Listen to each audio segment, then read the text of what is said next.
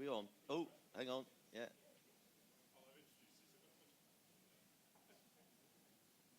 Right.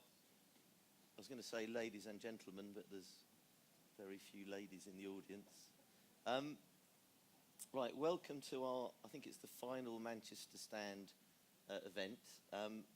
And we're actually going to look at how our increasingly digitised economy and some very significant demographic changes are going to impact upon our global cities and their urban fabric.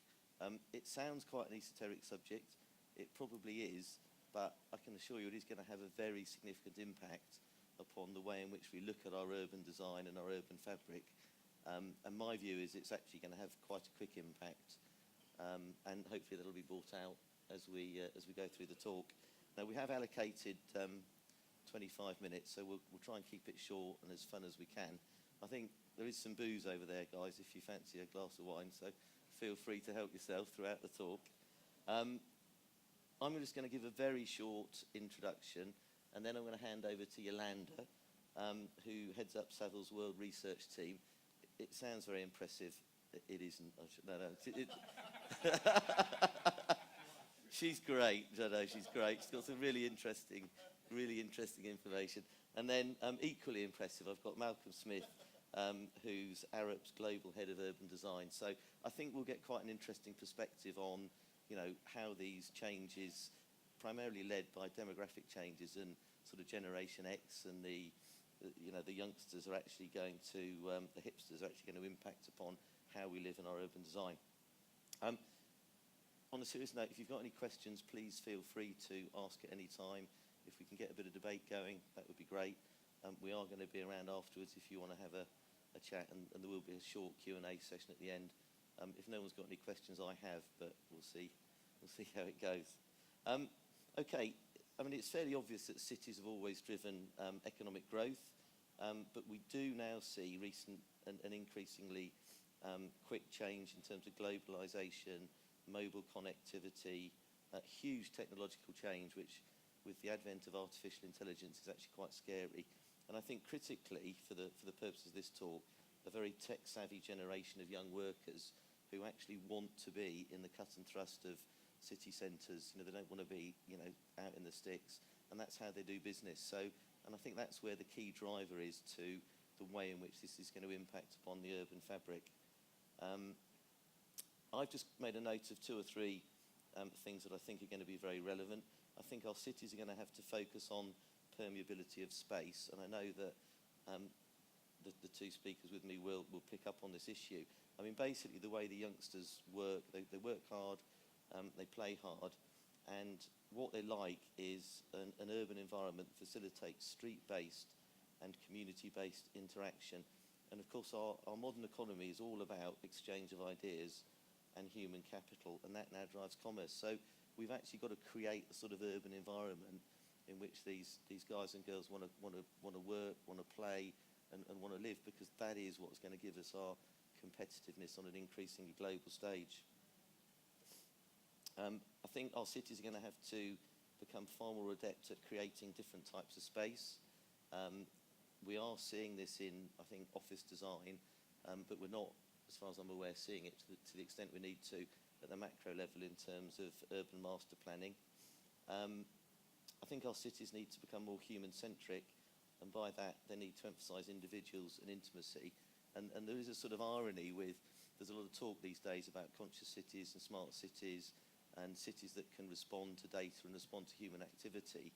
And that, of course, means big data, which tends to be controlled by big corporates. So I think there's an inherent conflict there between, you know, what the youngsters like and want, which is intimacy and individualism, and yet we're in an age of a very impersonal digital era where, you know, big companies can increasingly, you know, they know what you're doing, when you're doing it.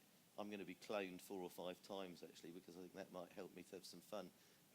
But it is quite a scary concept. So there's all these things bubbling away, and I think there will be some very, very interesting changes in our cities and in the urban fabric. So that's really all I've got to say, and I'll now hand over to Yolande.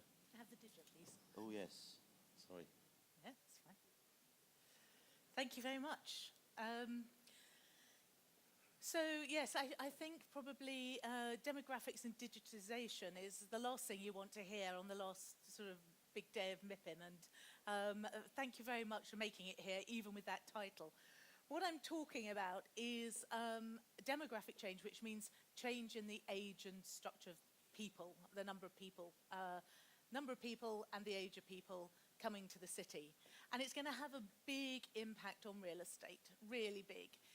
Not just because all your stuff is going to get graffitied with street art. What I'm actually talking about is this, Exhibit A. The point about Generation Y, the 20-somethings, is not just that they have crazy beards and weird earrings, but they're totally connected. In their satchel, they have a tablet, or in their back pocket, they have an iPhone, which connects them to everything, everywhere. And it means the really clever guys who do all the digital stuff can be anywhere, literally anywhere in the world, and still do their stuff. And it's that kind of footloose, changing nature of industry that really matters, because cities have always been anchored to raw materials or markets or capital. And now the real capital is the human capital, and it's different. So I'm going to be talking about how that impacts. Just to prove, you do have them in Manchester as well. This I'm assured is a Manchester picture, and even Man United have them. So they are a Manchester phenomenon as well as a global phenomenon. Why are they important? Well, by 2030, they will outnumber globally the baby boomers, which, dare I say, looking around the room, probably most of us are, by 22 million. They are the workforce of the future. They are the people who are going to be driving the economy. So the way they work, the way they think, and what they do is really going to impact cities. And we suggest that their way of doing things actually makes this the most important index that we've produced over the last 20 years or so. It is the flat white index. Few of you will realize that this is the beverage of choice of any self-respecting hipster, but this relates to the cost, quality, and availability of it in various cities. Now, all these cities, sorry, I'll go back, all these cities appear in our Tech Cities Index, and they're important because some of them are actually quite small. If you look at the highest performing tech cities, and when we talk about tech cities, we're not talking about the ones with the most wiring or the most gadgetry in them. They're the ones that are really driving the digital revolution.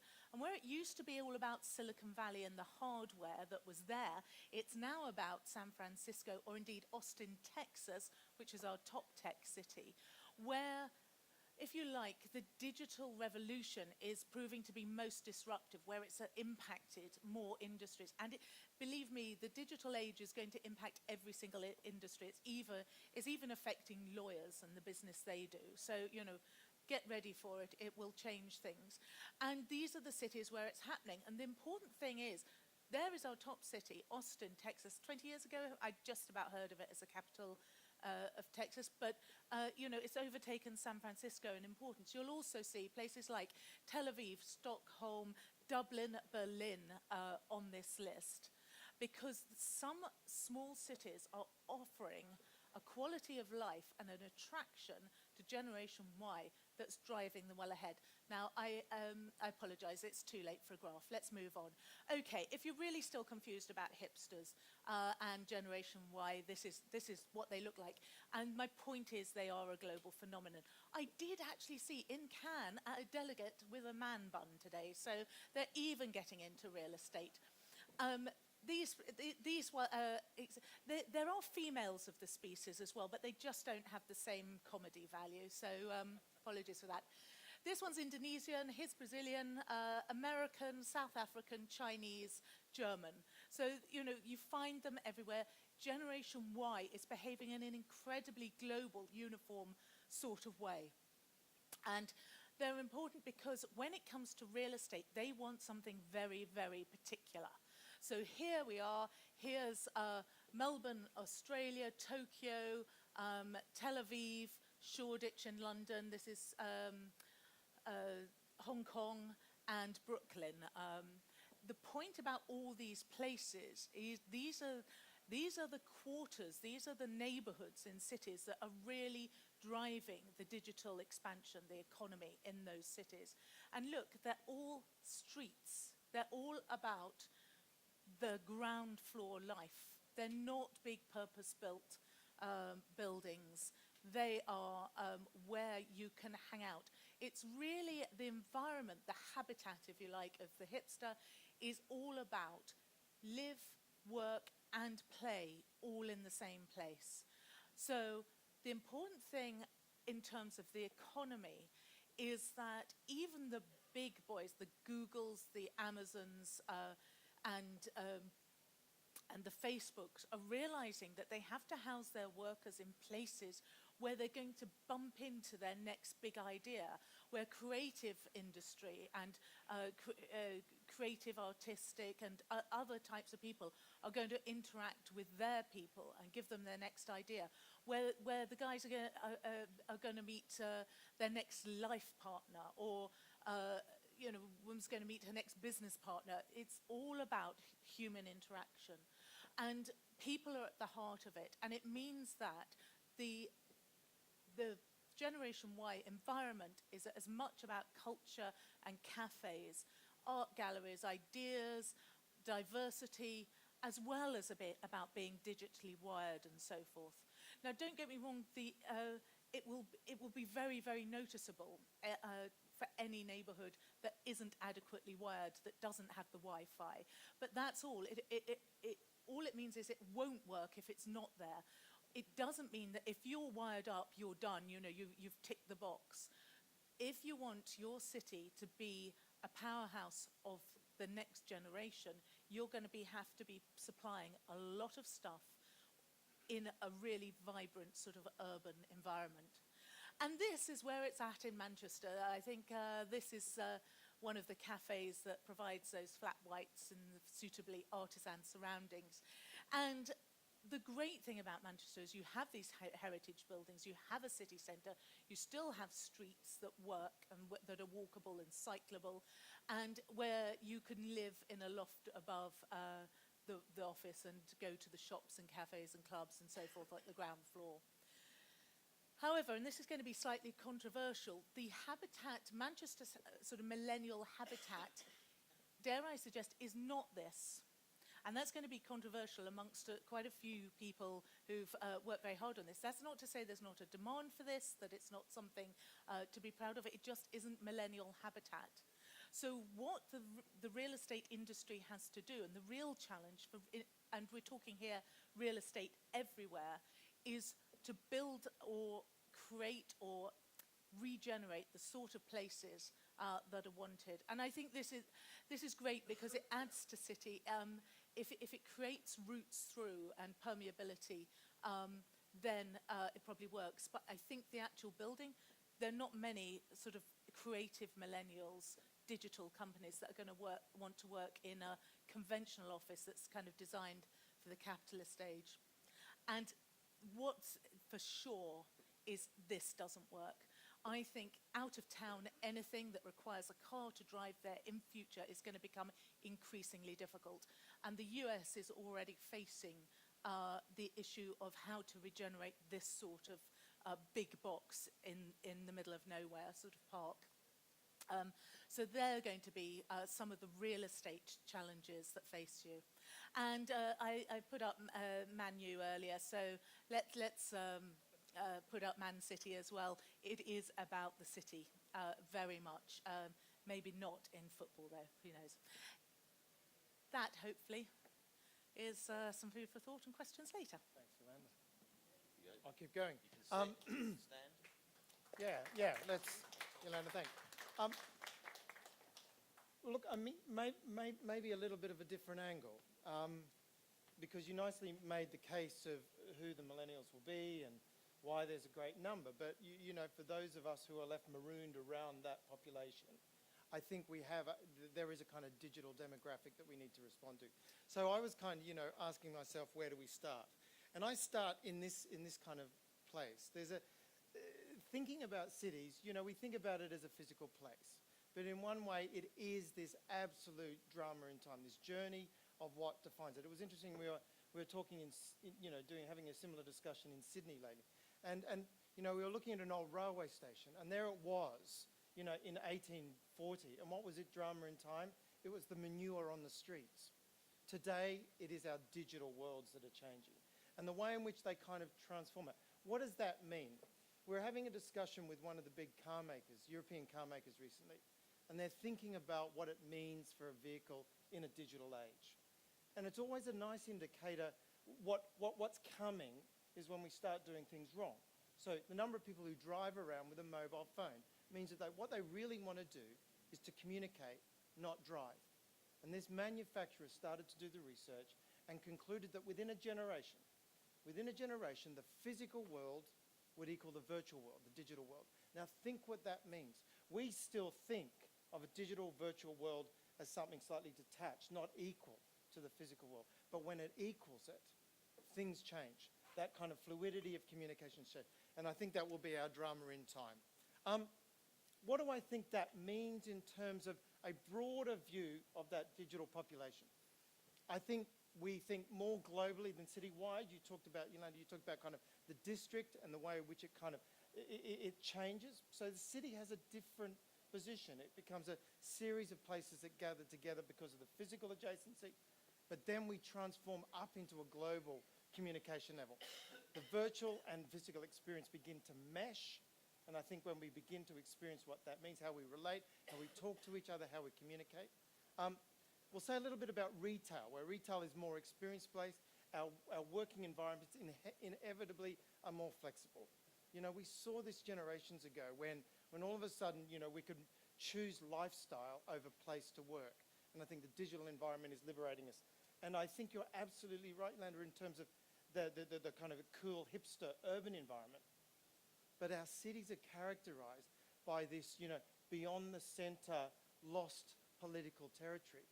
What does a virtual environment in the edge of city, the suburban condition, really mean? And I think we could be seeing that. And something about speed of change. So let's talk about three things. One is about shopping, two is about working, and three is about the speed of change. The way in which we consume things is fundamentally changing. We know that. We know that the virtual environment means that we can it's about the experience. It's not about necessarily the volume of the object that you consume. The environment that we're creating is changing. So this kind of multiple levels means that the places in which we begin to shop and consume, it has to have this kind of local interface. So that localization begins to change. But what it really means is that we know that, a lot of people do that. We have the experience and then we consume by doing that. The problem is it produces that. Because Stephen asked us, what does it mean for a physical city? What it means, and we were doing this in London in the West End study, that produces a clogging up of the delivery systems that are actually inhabiting the roads. So we think a virtual world is taking traffic off the roads. It's increasing it because of the way in which we shop, these kind of negative consequences. Now, what could we see? I think the physical city will start to see a redefinition of that last mile delivery, the way in which goods come to us. We see these in the European cities, the kind of cycle deliveries. We see the beginning of kind of drone technology that will allow us to receive goods in different ways. What that means is we have to map our city differently. We'll have three-dimensional cones that control where drones and where those types of vehicles are. That's the beginning of the physical implication of what this digital thing could do. Our workplace. So, we know the discussion that it's becoming much more permeable. The choice of where we can work is about relationships and the lifestyle.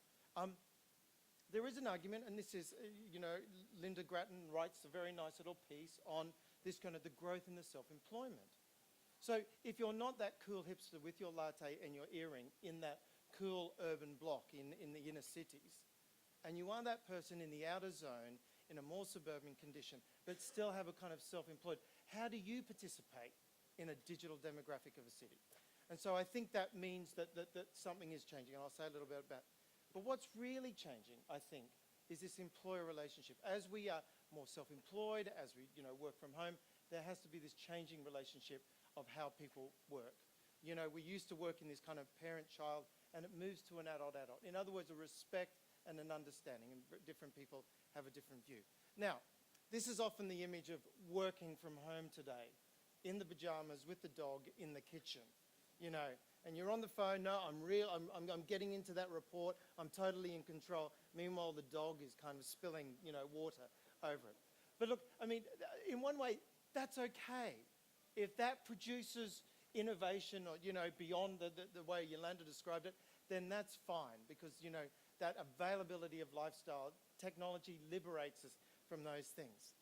What it does mean is that places to gather when you're not in your pajamas and you haven't got the dog need to be created. I think we're going to find those at our transport nodes, at the kind of institutional places, hospitals, you know, the places that we gather where there's common entity. So those places are going to be redefined.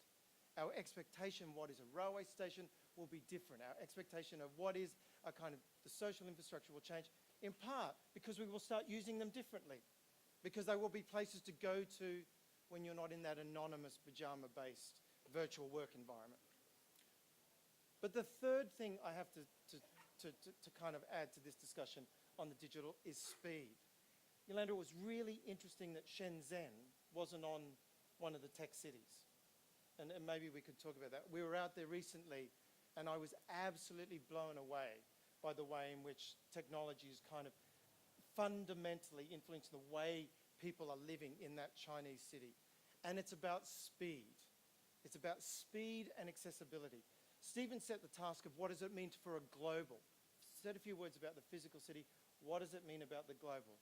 I think in the virtual environments of places like Shenzhen, they operate about 5 times quicker in terms of decision. Now, there may be a different political, you know, context in which that operates, but there is something different. And we have an incredible uptake happening.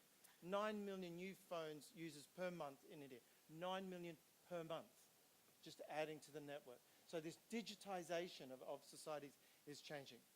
I think what's also happening, yeah, and I should add, I asked someone, I knew we were going to do this thing, and I said, you know, what do you think it means? China techies don't want jobs at Apple, they want to build the next Apple. This isn't about, I think, sometimes the way we see those types of cities. They are jumping through a layer of technology and advancing into that type of environment. But I think it's also important to remember that what does it mean to the physical city? The digital environment means that we can make things differently. We can print things, we can grind things, we can do them in a different way. We don't have to put the dirty stuff to the edge and all the clean service information stuff in the middle. We will see manufacturing change the way in which we do it. And I guess that experience of being in Shenzhen was to see the way in which a totally virtual currency was in operation. To see the way in which Alipay was just used across the city was for me, a vision into where we're going. And if you want to see the implications of a digital world, look into a city like Shenzhen. So, what did it mean? I think more global, citywide, this virtual and physical experiences meshing together. And so we can choose where we work, choose how we shop. This experience-based retail, understanding that it's going to change physical shapes of the way in which we receive goods. More agile working, meaning that there are places that we need to create in intimacy to gather, while there are places that we quietly can digitally hide under a tree or in that kitchen with the dog. And then the speed of change. I think this is one thing that we do not really take on board in particularly our cities in the UK. Things can happen quicker, faster, more certainty, and I think the global decisions of where change happens is fundamentally influenced by that. There's some thoughts about how I think a digital world is changing.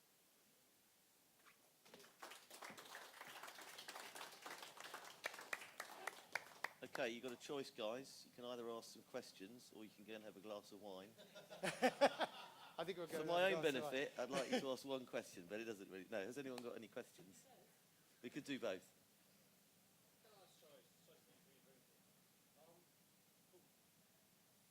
Interested about what Malcolm was saying about speed of change and the image you showed of the retail, the office block in the countryside. And that speed of change about how do we, and this is a real estate conference, build buildings where for sustainability we want them to have a 120-year life, to respond to that speed of change Malcolm is talking about. So we've heard this week lots of lovely new buildings with lots of different features, and I'm just worried with Malcolm's world of speed of change that they're all going to be like that other thing in 5-10 years' time. How do we prevent that happening? Mike, I think the way you make that is you begin to make buildings dumber. So we get office parks with, buildings with central cores that require, mechanical ventilation, that require artificial lighting. If we took our buildings back to be much dumber, and in being dumber, they become more deployable in different ways. I mean, I think the other thing and I have to attribute to Paul Finch, saying this, maybe master planning is about, if you get that office building marooned in a landscape in a business park, you're not allowed to take it away. Wouldn't that be interesting if we started by saying that? So, one, make the building simpler.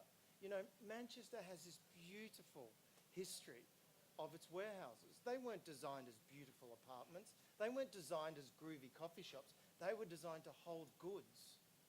And yet they somehow have that dumbness, that beauty in their dumbness to be redeployable. And they can be changed quickly. And when we do specific buildings, we make them very difficult to change quickly.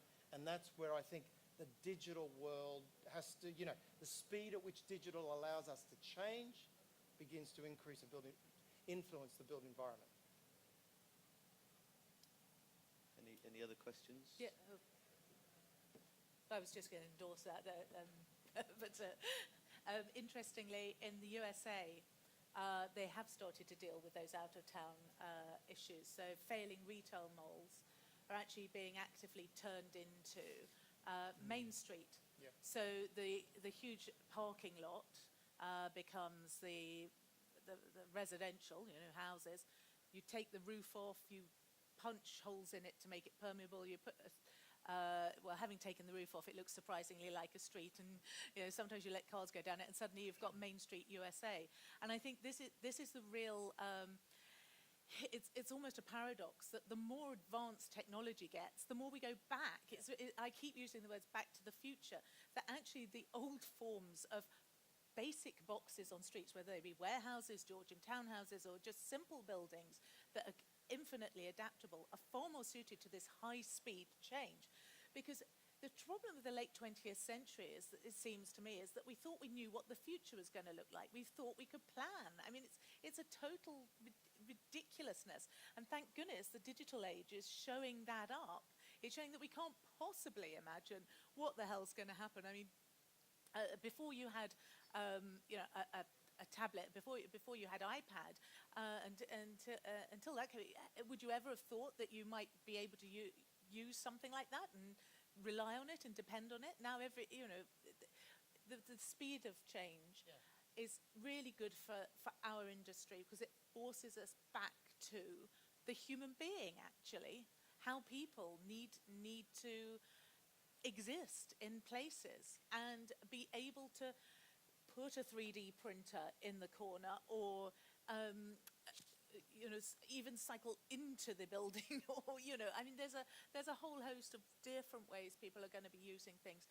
Don't pretend to know what it is, but design it so in a way that allows for it, and that actually bizarrely means going back to old forms. Yolande, I just wonder whether we can talk about building type and all that, but I'm convinced that we don't have a planning system that allows us to do that.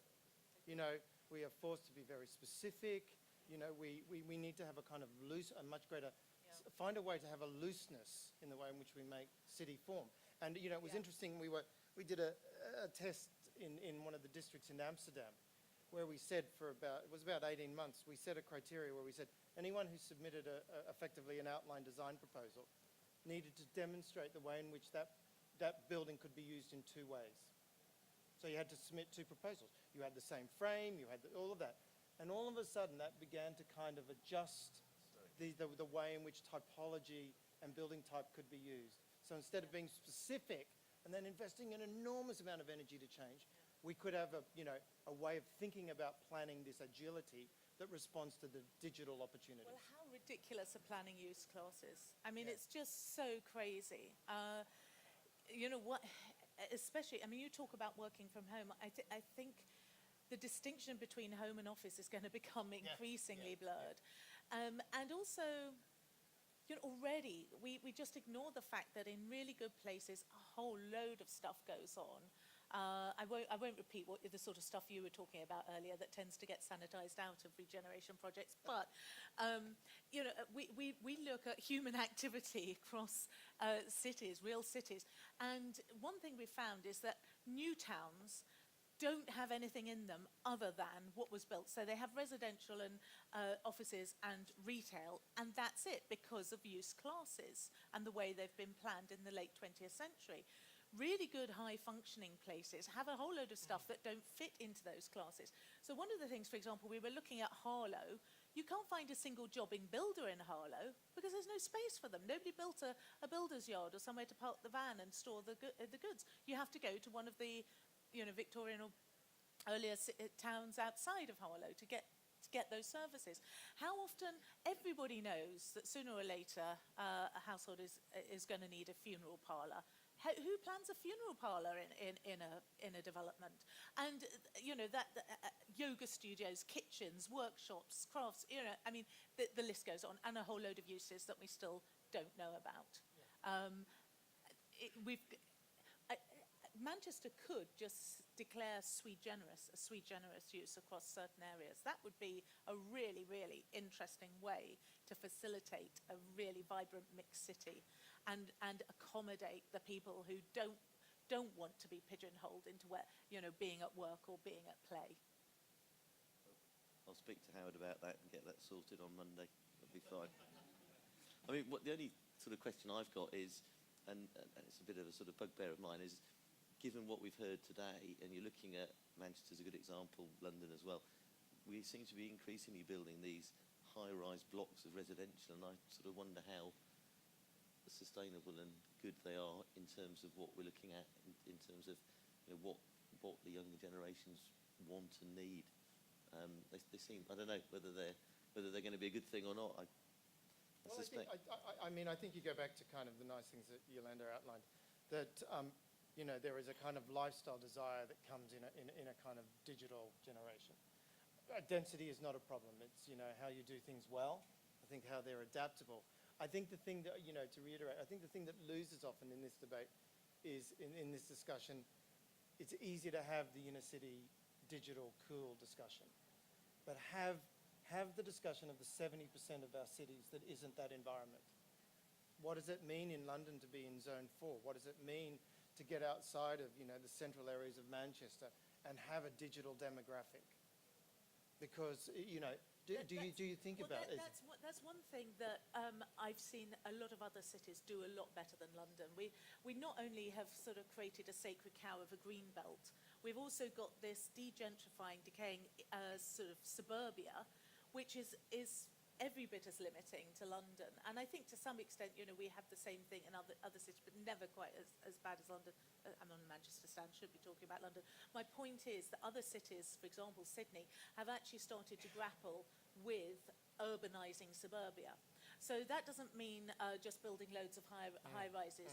It means concentrating, intensifying around transport nodes. Now there's huge potential to do that without taking any green belt.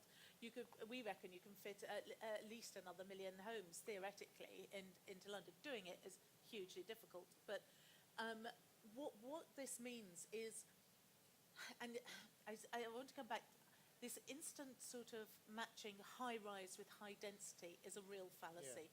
There are plenty of point blocks in China and elsewhere that are hugely high, but actually not as dense as a really good urban neighbourhood. And the problem of towers, I think, it doesn't exist. I mean, New York's one of our tech cities. It's undoubtedly hugely popular. Manhattan is, as we all know, really high rise. The secret, I think, of Manhattan is how the towers meet the street, what happens at ground level. And what you have is basically podiums. If you're under the Empire State Building, it's not until you look up at this bloody great edifice that you know that that's there, because the street is a kind of human scale. It works for people, and you've got shops and activity and life on it. I think the huge mistake we've made in British cities generally, and I would include Manchester, is that we just haven't got a effing clue how to address the ground level. We create the most god-awful places at ground level if we build a tower. So I've nothing against towers, but I'm hugely angry about what the hell we've done to our streetscapes and places, because they're awful. They're absolutely awful. Anyway, enough of a rant there. No, I think that's very interesting. Right, has anyone got any other questions? Because Ian, yeah, I was hoping for a glass. Ladies, can I have a glass of red wine? Because it's not. This might be a long question. No, I'm only joking. No, yeah, I'm sure it won't be. No, carry on. Ian, go on. It won't be a long question, but it is two questions. So, one is that the old warehouses of Manchester are fine, and at 120 years old as a practice, we did a lot of those.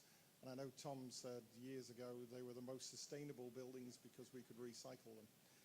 But in terms of actually moving a digital economy out of the centre and actually providing fibre and all the other support structures for that, where do you go if you're in the likes of Eccles?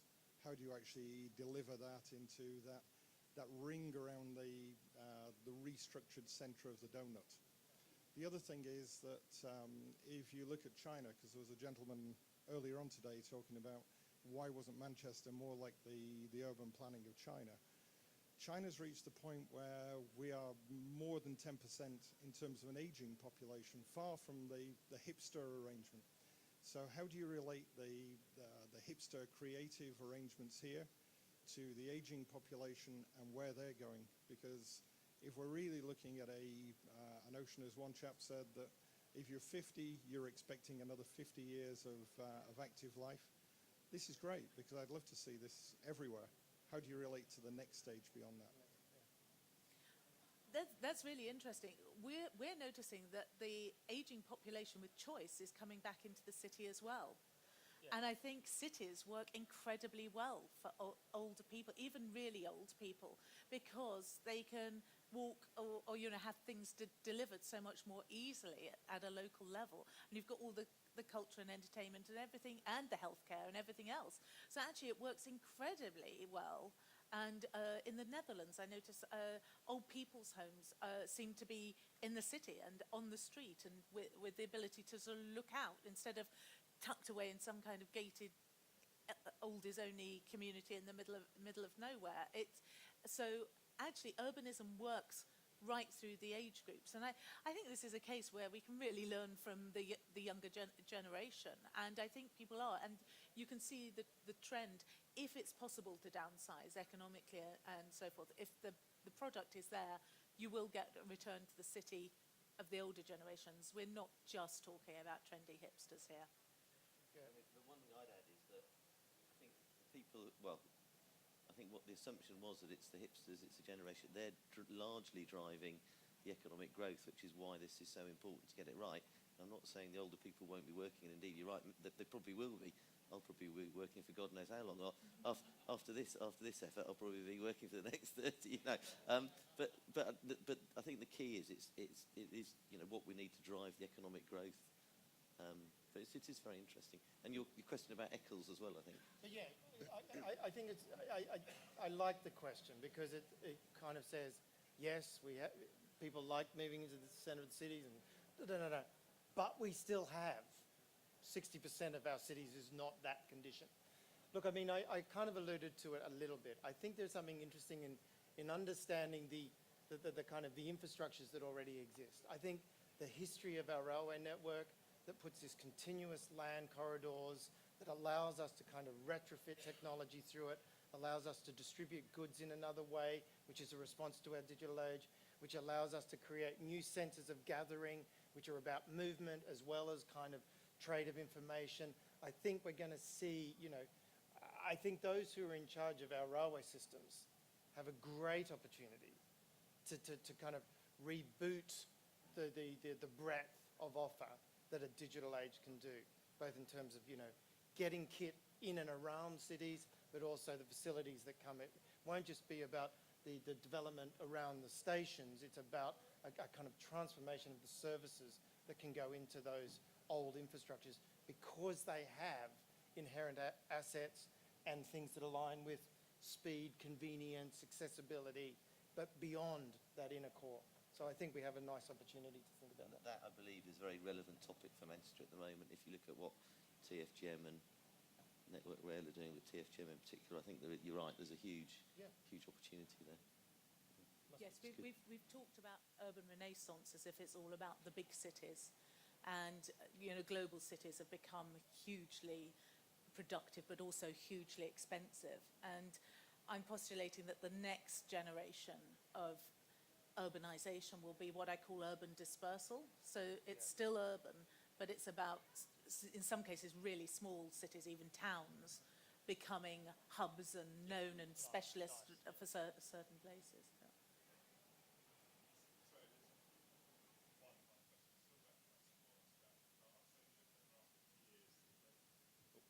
Sorry, so it's looking at sort of cities in the last 50 years driven by car ownership and suburbia and designing spaces for roads, and actually look at Uber and how that's changing people's use of modes, and look at the young people about not owning a car, and the older sort of trendier bits of cities is when they were built when they didn't have cars. So is it, that's the trend, and should we just force it, and should we just not invest in our roads and just force the issue by people moving on to different modes of transport, not owning cars, making cities more dense, not building on the green belts? I mean, I don't know, you somehow suggest forget about roads, but roads aren't just about movement. As Yolande said beautifully, it's about, where humans like to inhabit, active ground floors. They are spaces in the city. I think the domination of the car will inevitably change, as we see within 15 to 20 years. The role of autonomous vehicles will change it. We will have to find spaces where those vehicles are stored close by, so that, at the moment it's a kind of free network system like in Uber, but we will find some things, I don't think it'll be dramatic. We still need to move. We still have these things that we walk on, and, we still have a scale that we appreciate as human beings, of heights of buildings and light and ventilation. That's what forms good streets, as much as kind of, the size of Ford's latest SUV. So I think as the vehicles become more autonomous, as that car manufacturer who understood that while we're on mobile phones in a car, we actually want to be on the phone, not driving. Well, they're going to take that away from us. So we can do that. And I think we'll still have streets, and they'll be beautiful, and they'll be quieter, and they'll be cleaner, but we'll still have cars. And I think There'll be streets rather than roads, though. Yeah. I think there's a really big definition. And I think we'll look back on the late 20th century as a complete aberration in the built environment. I think we'll be amazed that we designed everything around cars and not around people. Yeah. I think the other trend we'll see inevitably is I think they're called Generation S, the sharing generation. I think there'll just be much with the technology, there'll be just much more sharing, and you just won't need as many cars and things on the road. So I think we'll naturally evolve. I read that in a book somewhere, I didn't think it. That was very impressive. I know, well, I know, yeah. I don't know what came over me. Right, guys, has anyone got any other, and if not, we'll be here, you can come and have a chat to us, and, and thank you very, I do need to, can I just thank you all for attending, because we were a bit worried initially when there were 2 people sitting here, that there are 25 people from Arups here, which obviously helps, and can I just ask you to join me in the usual way in thanking our panel, because it was a very interesting talk. Thank you very much.